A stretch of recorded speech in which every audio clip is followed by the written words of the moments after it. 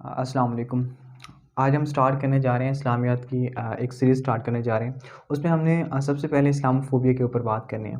उसके बाद फ़र्दर हम जो है लेक्चर अपलोड करेंगे इस चैनल के ऊपर, जिसमें आप इस्लामियात के रिलेटेड जो रेलेवेंट टॉपिक हैं सीएसएस और पीएमएस और जो दूसरे एग्ज़ाम्स हैं एफआई के जो डिस्क्रिप्टिव एग्ज़ाम हैं, उनमें भी ये टॉपिक्स आपके लिए हेल्पफुल होंगे। तो हम स्टार्ट करते हैं इस्लामोफ़ोबिया से। तो आज का जो हमारा टॉपिक है इस्लामोफ़ोबिया। अब first of all we need to understand what is the meaning of Islamophobia. हम इस्लामोफोबिया कहते हैं किसको? This is the common terminology which is used these days. तो इस्लामोफोबिया का मतलब होता है हेट, नफ़रत, डिस्क्रिमिनेशन, फ़ियर अगेंस्ट इस्लाम। मतलब जो है इस्लाम के ख़िलाफ़ जो है कोई लोगों में जो खौफ़ पाया जाता है, एक डिस्क्रिमिनेटरी बिहेवियर पाया जाता है, एक नफ़रत पाई जाती है, व्हिच वी आर सीइंग मतलब in different parts of the world. European countries में हम देख रहे हैं क्राइस्ट चर्च का हमें वाक़या पता है न्यूज़ीलैंड के अंदर जो एक मस्जिद के अंदर एक जो है वो हमला करता है बंदा। तो वो एक्सट्रीमिज़्म की जो टेंडेंसीज़ उसके अंदर मौजूद थी। तो जो हेट है या डिस्क्रिमिनेटरी बिहेवियर है या फ़ियर अगेंस्ट इस्लाम है, इसको हम क्या कहते हैं? इस्लामोफ़ोबिया कहते हैं। ठीक हो गया। अब इसको दूसरे पॉइंट ऑफ व्यू से इस तरह बता सकते हैं कि इस्लामोफोबिया का मतलब है structured and institutional anti Muslim sentiments. मतलब ये कि जहाँ कहीं पे जो लोग हैं, जो इस्लामोफोबिक पीपल हैं, वो मुसलमानों को देखते हैं तो उनके अंदर एक एंटी मुस्लिम सेंटिमेंट पाया जाता है। वो मुसलमानों से नफ़रत करते हैं, वो उनके जो है लिबास से नफ़रत करते हैं, वो उनके जो है अपीयरेंस से नफ़रत करते हैं। इवन कि रेसिज़्म की टेंडेंसीज़ जो हैं वो रेसिज़्म जो इसकी रूट कॉज़ बनती है इस्लामोफोबिया की, रेसिस्ट जो different kind of different kind of racist मौजूद है ना मुख्तलिफ ममालिक में, उनके अंदर जो है इस्लामोफोबिक टेंडेंसीज़ हमें नज़र आती हैं। हमें बहुत से वाक़यात नज़र आते हैं जिसमें जो है मुसलमानों को स्पेशली टारगेट किया जाता है on the basis of their religion कि वो मुसलमान हैं। इस्लाम उनके दीन होने की वजह से उन पे क्या किया जाता है, अटैक किया जाता है। इवन कि in most of the cases they are injured और in some cases they are killed. उनको मार दिया जाता है, उनको शहीद कर दिया जाता है। तो hate, discrimination, fear against Islam and structured and institutional anti-Muslim sentiments which is rooted in racism is called Islamophobia। इसको हम क्या कहते हैं? इस्लामोफोबिया कहते हैं। अब सवाल ये आता है कि how it is a challenge, कि ऑल ओवर द वर्ल्ड एक चैलेंज कैसे बना हुआ है इस्लामोफोबिया। अगर आपको पता है, अगर आप करंट अफेयर्स से अपडेट हैं तो मतलब 15th ऑफ मार्च को हम एंटी इस्लामोफोबिक डे के तौर पे जो है मनाते हैं। जो यूनाइटेड नेशंस हैं उसने रिकग्नाइज़ किया है। पाकिस्तान ने अपना पॉइंट ऑफ व्यू जो है लास्ट ईयर 2022 में जो है वो प्रेजेंट किया था यूनाइटेड नेशंस में। तो उन्होंने एक डे के तौर पे एक्सेप्ट किया है और अब हर साल 15 मार्च को एंटी इस्लामोफोबिक डे के तौर पे मनाया जाता है, ताकि जो इस्लामोफोबिया स्प्रेड कर चुका है मुख्तलिफ ममालिक के अंदर, मुख्तलिफ जगहों पे, तो उसको क्या किया जा सके, मिनिमाइज़ किया जा सके और एलिमिनेट किया जा सके। अब चैलेंज किस तरह है? हमने आंसर क्वेश्चन का हमारा जो मेन बॉडी है वो ये है कि जो इस्लामोफोबिया एग्जिस्टेंशियल थ्रेट है। What is the meaning of existential threat? Existential threat है कि जो इस्लाम की एक सॉफ्ट इमेज है पूरी दुनिया के अंदर, उसके लिए एग्जिस्टेंशियल थ्रेट है। लोग फिर ये समझते हैं कि इस्लाम जो है मे बी यहाँ पे एक्सट्रीमिज्म है, मे बी यहाँ पे टेररिज्म है, मे बी यहाँ पे ये सॉफ्ट पीपल नहीं है। सॉफ्ट इमेज जो है इसकी जो है उसको एग्जिस्टेंशियल थ्रेट है। किसकी वजह से? इस्लामोफोबिया की वजह से। ये पहला पॉइंट है कि किस तरह ये चैलेंज है। दूसरा ये कि मार्जिनलाइज्ड मुस्लिम माइनॉरिटीज़। अब जो मुसलमान हैं पूरी दुनिया में मौजूद है, यूरोपियन कंट्रीज़ के अंदर मौजूद है, स्कैंडिनेवियन कंट्रीज़ के अंदर मौजूद है, हर जगह जो है मुसलमान मौजूद हैं। अब वहाँ पे क्या है कि मुसलमान कम तादाद में मौजूद हैं, मुस्लिम माइनॉरिटीज़ की शक्ल में मौजूद हैं। तो वहाँ पे इस्लामोफोबिया की वजह से उन्हें मार्जिनलाइजेशन का जो है सामना करना पड़ रहा है। आप इंडिया में देख लें, इंडिया में क्या किया जाता है, उनके इस्लाम की बुनियाद के ऊपर उनको टारगेट किया जाता है। यूरोपियन कंट्रीज़ के अंदर आप देख लें, उनके इस्लाम के जो बुनियाद पे, उनके रिलीजन की बुनियाद पे, उनकी जो है इस्लाम को एक्सेप्टेबिलिटी की बुनियाद पे उनको मार्जिनलाइज किया जाता है कि वो मुसलमान है। इस वजह से उनसे क्या कर लिया जाए, कट ऑफ कर लिया जाए। This is because of Islamophobia and Islamophobic tendencies. This is the second point which indicates that Islamophobia is a challenge. Third point is creates misunderstanding. We know that Islam is a peaceful religion. The word Islam is derived from the word salam. Salam means peace, जिसका मतलब है कि इस्लाम तो एक अमन वाला एक दीन है, लेकिन इस्लामोफोबिया की वजह से पूरी दुनिया में एक मिसअंडरस्टैंडिंग क्रिएट हो गई है कि may be Islam is not a peaceful religion. Even कि जो अल-कायदा है या जो दाइश वगैरह, जो इस तरह के जो लोग हैं जिन्होंने सेल्फ प्रोक्लेम्ड जो है वो कहते हैं कि हम मुसलमान हैं, अब उनको वो क्या समझते हैं, असल मुसलमान समझते हैं, रियल पिक्चर ऑफ मुस्लिम समझते हैं, लेकिन जो रियलिटी है वो डिफरेंट है। मुसलमान खुद जो हैं, जो इन रियलिटी इस्लाम को एक्सेप्ट करने वाले लोग हैं, वो इनसे नफरत करते हैं, अलकायदा से, दाइश से, क्योंकि इस्लाम तो टेररिज्म की, इस्लाम तो एक्सट्रीमिज्म की इजाज़त नहीं देता। इस्लाम क्या एक पीसफुल रिलीजन है, लेकिन अनफॉर्चुनेटली इस्लामोफोबिया की वजह से ये पूरी दुनिया में एक मिसअंडरस्टैंडिंग क्रिएट हो गई है कि may be Islam is not a peaceful religion. So this is the third challenge which is presented by the Islamophobia. And the fourth point is West. अब वेस्ट अपने आप को एक प्रेजेंट करता है कि west is the universal civilization. ये western civilization है, एक यूनिवर्सल सिविलाइजेशन है। यहाँ पे ह्यूमन राइट्स को जो है उनको एलोकेट किया जाता है, वुमेन राइट्स को एलोकेट किया जाता है, और तमाम तरह के जो राइट्स हैं, ह्यूमन राइट्स हैं, वो वेस्ट के अंदर मौजूद है। That's why the west is the universal civilization, and they portray that Islam is anti-West, mean to say Islam is not a universal civilization. So this is wrong. This is because of Islamophobic tendency which is present all over the world. अब ये है कि इस्लाम तो एक peaceful जो है religion है, और इस्लाम ही यूनिवर्सल सिविलाइजेशन है।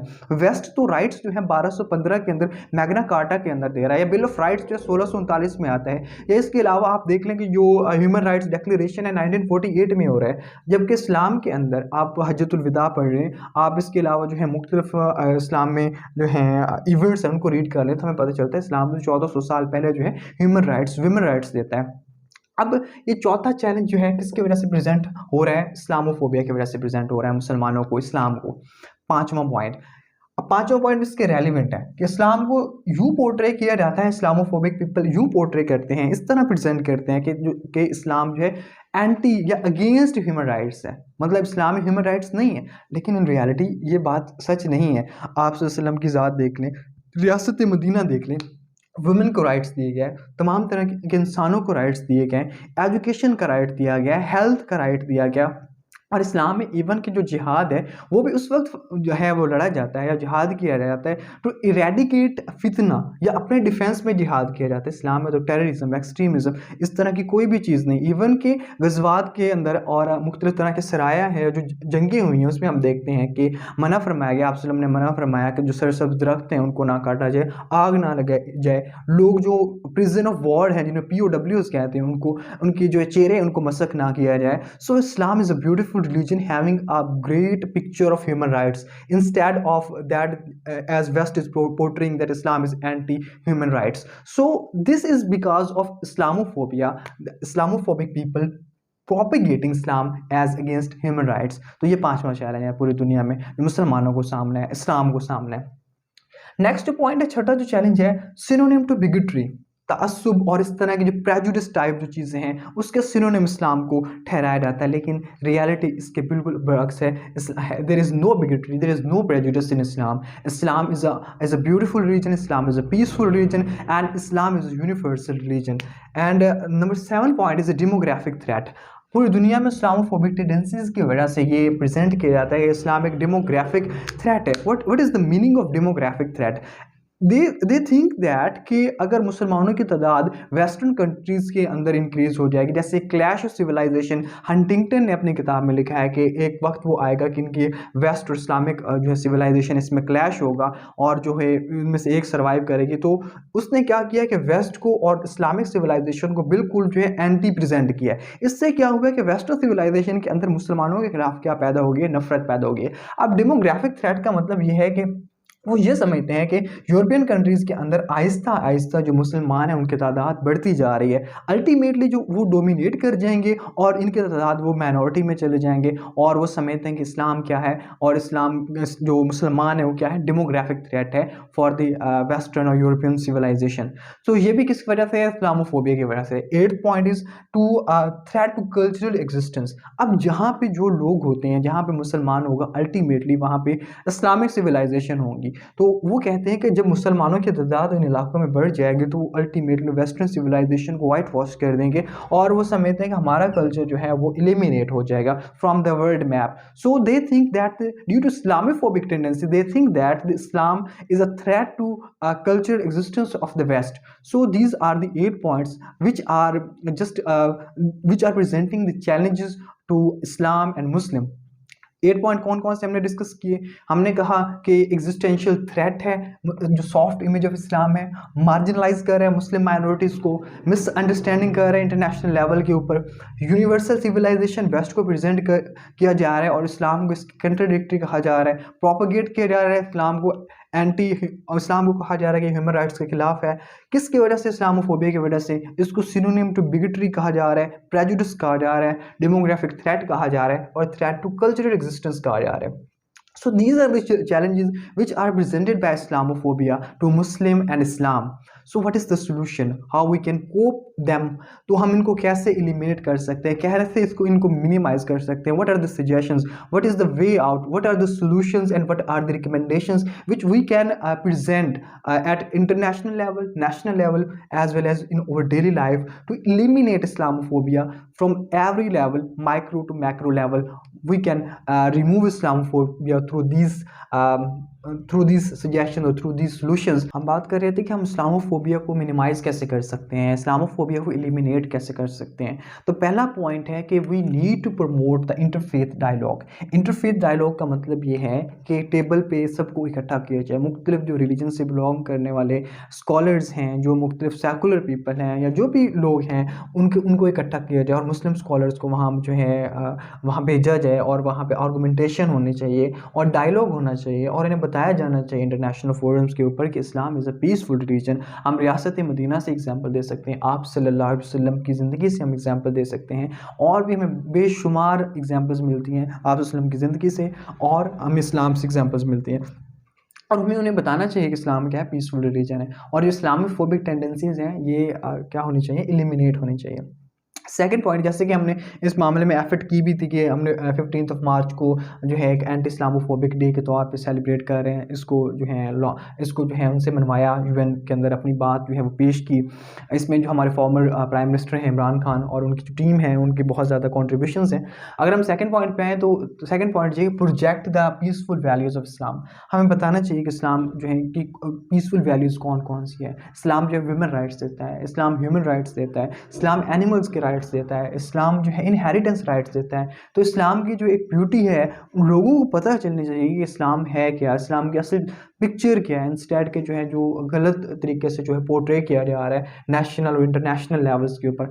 थर्ड जो पॉइंट है, ग्लोबल अवेयरनेस जो है उसको प्रमोट करना चाहिए, इंटरनेशनली हमें हाईलाइट करना चाहिए कि जो इस्लामोफोबिया है या जो इसकी जो रूट्स हैं रेसिज्म के अंदर है, ये राइट नहीं है, ये रॉन्ग है, ये फास्ट जो फॉल्स पीपल हैं ये उनकी तरफ से जो है इस तरह की जो आइडियोलॉजी है जो लॉन्च की गई है। इस्लाम जो है इन हेट्रेड से, टेररिज्म से या एक्सट्रीमिज्म से कोई ताल्लुक नहीं है। फोर्थ नंबर पे जो है इस्लाम के बताना चाहिए कि इस्लाम मॉडरेशन को, इस्लाम मॉडर्नाइजेशन को प्रमोट करता है, इस्लाम तहकीक की बात करता है, जैसे कि कुरान पाक में भी मेंशन है कि अफला तफक्करून, कि तुम गौर व फिक्र करो। और इसके अलावा जो है रीजनिंग के ऊपर जो है फोकस किया गया है, एम्पावरिंग कम्युनिटीज़ को एम्पावर किया जाए, बिल्ड रिलेशन किया जाए लोकल कम्युनिटीज़ के साथ। उन लोगों को जो लोकल कम्युनिटीज़ हैं ऑल ओवर द वर्ल्ड या जो मुख्तलिफ कम्युनिटीज़ रह रही हैं उनको एम्पावर किया जाए इंस्टेड कि उनको मार्जिनलाइज किया जाए। सेवन्थ नंबर पे क्या है, जो जिनोफोबिक टेंडेंसीज़ हैं या एंटी इस्लामिक टेंडेंसीज़ हैं उनको जो है पॉइंट आउट किया जाए, उनको रूट आउट किया जाए और इस तरह जो है इस्लाम की जो इमेज है मुस्लिम पीपल हैं उनको और इस्लामिक कल्चर जो है उसको क्या किया जाए, प्रोटेक्ट किया जाए। तो इस तरह हम क्या कर सकते हैं, इस्लामोफोबिया को हम एलिमिनेट कर सकते हैं। तो हमने बात की आज के लेक्चर के अंदर कि इस्लामोफोबिया है क्या, एंटी इस्लामोफोबिक डे जो है कब मनाया जाता है, 15 मार्च को।